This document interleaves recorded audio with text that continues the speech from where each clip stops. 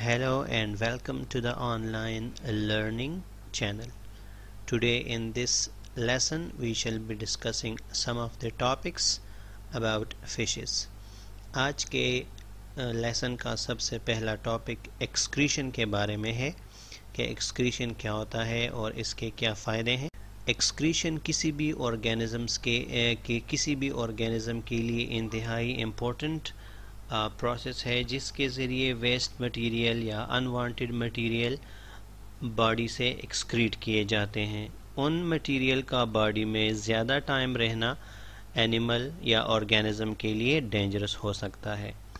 Major जो organs excretion का काम करते हैं वो किडनीज़ हैं और फिश में भी 2 किडनीज़ पाई जाती हैं डोर्सल साइड की तरफ वर्टेब्रा के करीब। लेकिन फ़िश में कुछ आयंस वग़ैरह गिल्स के ज़रिए भी एक्सक्रीट होते हैं, जैसे कि ह्यूमन के केस में भी किडनीज़ जो छोटे छोटे सब यूनिट से या सेल से बनी होती है उसको नेफ्रॉन्स कहते हैं। फ़िश में भी उसी तरह नेफ्रॉन्स पाए जाते हैं, अगरचे ह्यूमन के नेफ्रॉन्स काफ़ी एडवांस होते हैं। नेफ्रॉन का बेसिक स्ट्रक्चर जो है उसमें एक बंच कैपिलरीज का एक छोटा सा बंच जिसको ग्लोमेरुलस कहते हैं पाया जाता है। ग्लोमेरुलस में ब्लड प्रेशर ज़्यादा होने से ग्लोमेरुलस के वाल्स या ग्लोमेरुलस के कैपिलरीज चूँकि पोरस होते हैं तो ज़्यादा प्रेशर से ब्लड का ज़्यादातर पोर्शन ब्लड से एक्सक्रीट हो जाता है जिसको फिल्ट्रेट कहा जाता है। ग्लोमेरुलस से निकलने के बाद इस फिल्ट्रेट को एक छोटा सा कप लाइक ऑर्गन कलेक्ट करता है जिसको बोमेन्स कैप्सूल कहा जाता है। बोमेन कैप्सूल आगे एक ट्यूब के साथ कनेक्टेड होता है। कुछ फिशेस में जैसे कि फ्रेश वाटर फिशेस में ये ट्यूब काफ़ी छोटा होता है, इस वजह से फ्रेश वाटर फिशेस बहुत ही ज़्यादा यूरिन प्रोड्यूस करती हैं। अच्छा, तो बोमेन कैप्सूल से आगे जो ट्यूब है उसका फंक्शन कुछ इस तरह से है कि उस ट्यूब के इर्द गिर्द ब्लड कैपिलरीज फोल्ड हुई होती हैं। इन कैपिलरीज का फंक्शन ये है कि अगर फिल्ट्रेट में पेशाब में ज़्यादा अहम या अहमियत वाले मिनरल्स खारिज हो रहे हैं बॉडी से, तो उन मिनरल्स को जो कि बॉडी के लिए बहुत ही ज़रूरी हैं उनको पेशाब में जाने से रोका जाए और उसको रीएब्जॉर्ब किया जाए। तो ये बेसिक स्ट्रक्चर ऑफ नेफ्रॉन है जिसमें 3 पार्ट्स जो बहुत ही इम्पोर्टेंट हैं वो ग्लोमेरुलस है, बोमेन्स कैप्सूल और आगे ट्यूब है। और ये बहुत सारे ट्यूब्स आगे एक कलेक्टिंग डक्ट के साथ मिले होते हैं। एक और ज़रूरी बात यह है कि फ़िश में एक्सक्रीटरी मटेरियल ज़्यादातर अमोनिया की शक्ल में पाया जाता है, लेकिन शार्क्स या इलास्मोब्रेंक फिशेस जो हैं उनमें अमोनिया को यूरिया में कन्वर्ट करके बॉडी में ज़्यादा टाइम के लिए भी स्टोर किया जा सकता है। लेसन में आगे बढ़ते हैं और हमारा टॉपिक ऑस्मो रेगुलेशन पे है। ऑस्मो रेगुलेशन एक बहुत ही इम्पोर्टेंट प्रोसेस है जिसके ज़रिए न सिर्फ फ़िश बल्कि दूसरे ऑर्गेनिज़म्स भी अपनी बॉडी में वाटर और सॉल्यूट्स के लेवल को मेंटेन रखते हैं। इस प्रोसेस में 2 ऑर्गन्स ज़्यादातर इन्वॉल्व होते हैं फ़िश के केस में। वो 2 ऑर्गन्स जो हैं एक किडनी है और दूसरा गिल्स। ऑस्मो रेगुलेशन 2 किस्म की हैं क्योंकि फ़िश का हैबिटेट ज़्यादातर 2 किस्म के वाटर पर मुश्तमिल है, तो हम उनको अलग अलग से डिस्क्राइब करते हैं। First, osmo regulation in fresh water fishes. Fresh water समंदर या सॉल्टी वाटर के अलावा जो जिस किस्म का पानी भी है, स्ट्रीम, नदियाँ, झील वगैरह, ये सारे फ्रेश वाटर हैं।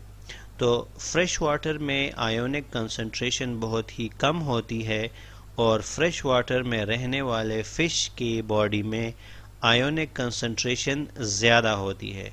तो वाटर का फ़्लो हमेशा आयंस जहाँ ज़्यादा हों उसकी तरफ रहता है। तो फ्रेश वाटर फिशेस का मसला ये है कि वाटर फ़िश की बॉडी में ख़ुद पेनिट्रेट कर जाता है गिल्स के ज़रिए। तो ये फिशेस ख़ुद से पानी नहीं पीती, खुराक के साथ पानी ले लेती हैं। अपनी बॉडी से एक्स्ट्रा वाटर को निकालने के लिए फ्रेश वाटर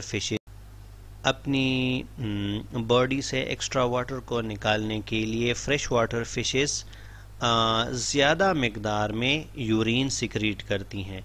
इस यूरिन में आयंस की कंसंट्रेशन इंतहाई कम होती है और अपनी बॉडी में आयोनिक कंसंट्रेशन को ज़्यादा रखने के लिए फ्रेश वाटर फिशेस के गिल्स में इम्पोर्टेंट सेल्स पाए जाते हैं जो कि पानी से आयंस को अगेंस्ट द कंसंट्रेशन एब्जॉर्ब करते हैं।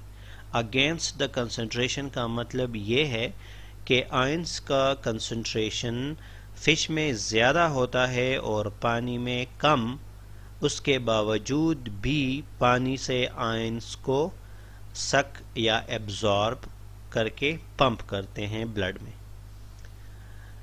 अच्छा, osmo regulation in marine fishes, समंदर में रहने वाले फिशेस का केस फ्रेश वाटर फिशेस से ऑपोजिट है, क्योंकि समंदर के पानी में आयंस की कंसंट्रेशन इंतहाई ज़्यादा होती है, जबकि इन फिशेस में आयंस की कंसंट्रेशन कम होती है। तो मेरीन फिशेस अगर समंदर का पानी पी लेते हैं, अपने बॉडी में पानी की कमी को पूरा करने के लिए अगर पानी पी लेते हैं, तो पानी के साथ एक्स्ट्रा आयंस भी जिस्म में दाखिल होते हैं। इन आयंस में सोडियम और क्लोरीन आयंस को निकालने के लिए मेरीन फिशेस में एक रेक्टल ग्लैंड मौजूद है। ये ग्लैंड ब्लड से सोडियम और क्लोरीन को निकाल के पेशाब के रास्ते बॉडी से बाहर निकाल लेता है। और मेरीन फिशेस में गिल्स में वो सेल्स पाए जाते हैं जो कि बॉडी से एक्स्ट्रा सॉल्ट्स या आयंस को एक्सक्रीट करते हैं। हमारा नेक्स्ट टॉपिक इसी लेसन में रिप्रोडक्शन के हवाले से है। तो रिप्रोडक्शन का मतलब अपनी नस्ल को आगे बढ़ाना है। फ़िश जो कि पानी में रहते हैं ज़्यादातर ओवीपेरस होते हैं। ओवीपेरस का मतलब है कि एग्स पैदा करके उसको बॉडी से खारिज कर देते हैं। तो ज़्यादातर फ़िश ब्रीडिंग सीज़न में या रिप्रोडक्शन के सीज़न में बड़े बड़े ग्रुप्स में साथ साथ फिरते हैं, जिसको फ़िश स्कूल कहा जाता है। फ़िश स्कूल में मेल और फीमेल फ़िशेस अपनी बॉडी से एग्स और स्पर्म्स पानी में रिलीज़ कर देते हैं और उनकी फर्टिलाइजेशन पानी में होती है। लेकिन इस प्रोसेस में हज़ारों की तादाद में गैमीट्स ज़ाया हो जाते हैं, जबकि कुछ गैमीट्स फर्टिलाइज होकर एम्ब्रियोज में कन्वर्ट हो जाते हैं। इस किस्म की फर्टिलाइजेशन जो कि बॉडी से बाहर होती है को एक्सटर्नल फर्टिलाइजेशन कहते हैं। लेकिन कुछ फिशेस ऐसी होती हैं जो कि ब्रीडिंग सीज़न से पहले अपने लिए मड या सैंड वगैरह में या पत्थरों में एक छोटा सा नेस्ट बिल्ड करती हैं। उस नेस्ट में फीमेल्स एग्स ले कर देती हैं और मेल्स उन एग्स के ऊपर स्पर्म्स स्प्रिंकल कर देता है और इसी तरीके से उनकी फर्टिलाइजेशन होती है। कुछ कार्टिलेजिनस फिशेस को ओवोविविपेरस ग्रुप में इंक्लूड किया गया है। ओवोविविपेरस वो फिशेस हैं जो कि एग्स प्रोड्यूस करके उनको बॉडी के अंदर मेंटेन रखती हैं और स्पर्म्स भी फीमेल की बॉडी में अंदर जाके एग्स को फर्टिलाइज कर देते हैं और एम्ब्रियोज बनने तक ये एग्स फीमेल्स की बॉडी में ही रहते हैं। कुछ फिशेस जैसे कि शार्क्स विविपेरस ग्रुप में शामिल हैं। इन फिशेस में एम्ब्रियोज प्लेसेंटा के ज़रिए फीमेल के साथ अटैच हो जाते हैं और फीमेल से नरिशमेंट हासिल करते हैं। लेकिन मोस्ट केसेस में फिश अपने एग्स को किसी किस्म की प्रोटेक्शन नहीं देते। रिप्रोडक्शन के टॉपिक को आगे बढ़ाते हैं और इसमें कुछ और कंसेप्ट्स को भी शामिल कर देते हैं।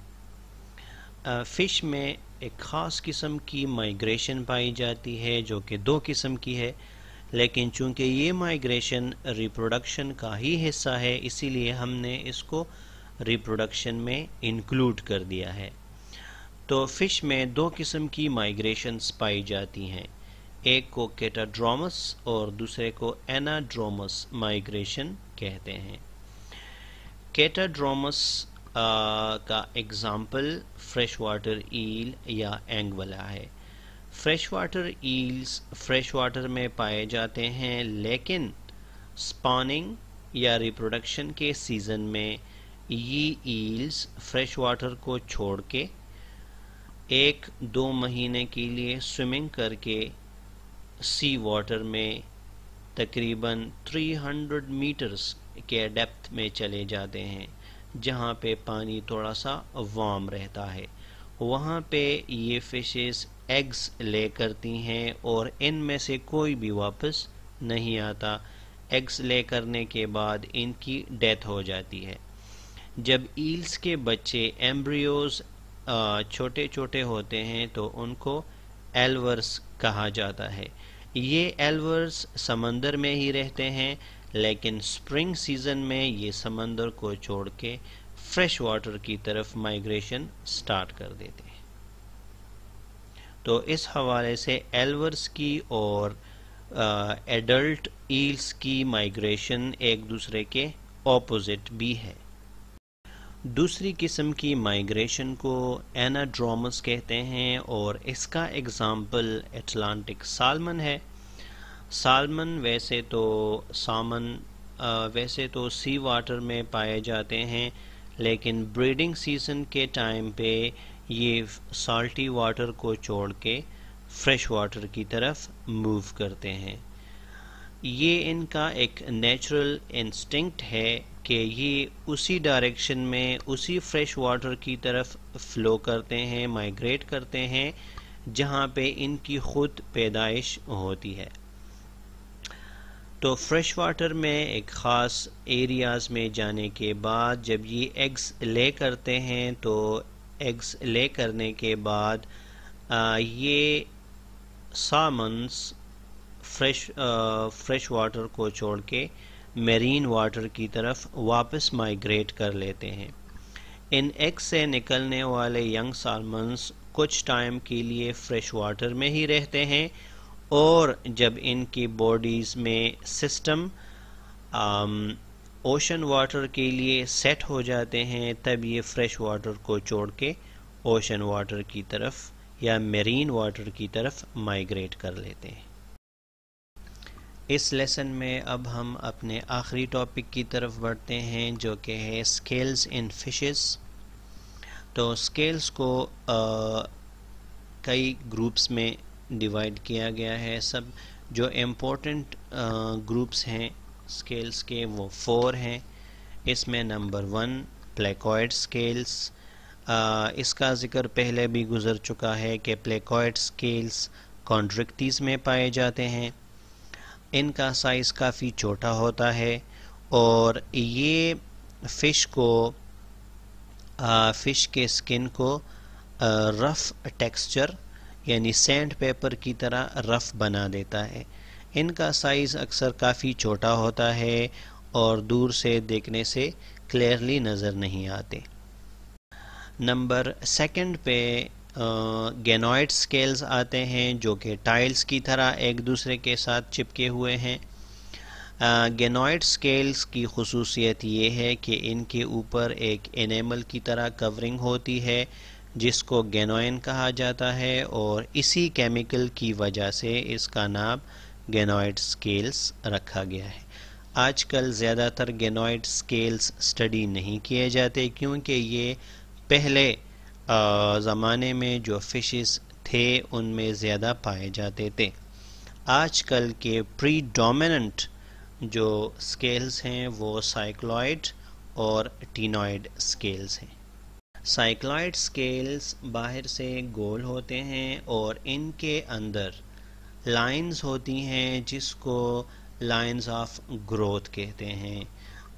साइंटिस्ट्स के मुताबिक इन लाइंस से फ़िश की एज का भी पता लगा सकते हैं। साइक्लॉइड स्केल्स और टीनॉइड स्केल्स एक दूसरे के ऊपर ओवरलैप करते हैं और ज़्यादातर फ़िशेस जो मार्केट में अवेलेबल हैं उनके ऊपर साइक्लॉइड स्केल्स पाए जाते हैं। नंबर लास्ट में टीनॉइड स्केल्स आते हैं। इन स्केल्स के राइट साइड पे छोटे छोटे स्पाइन्स लाइक स्ट्रक्चर्स हैं जिसकी वजह से इसका नाम टीनॉइड पड़ गया है। साइक्लॉइड स्केल्स और टीनॉइड स्केल दोनों ही बोनी फिशेस में पाए जाते हैं और दोनों ही फ्लेक्सिबल हैं और दोनों ही ओवरलैप करते हैं। और इसी के साथ हम इस फिशरीज चैप्टर के एंड पर पहुंच गए हैं। Thanks a lot for your time and concentration, और लेक्चर को सुनने के साथ साथ नोट भी कर लिया करें। Thanks again.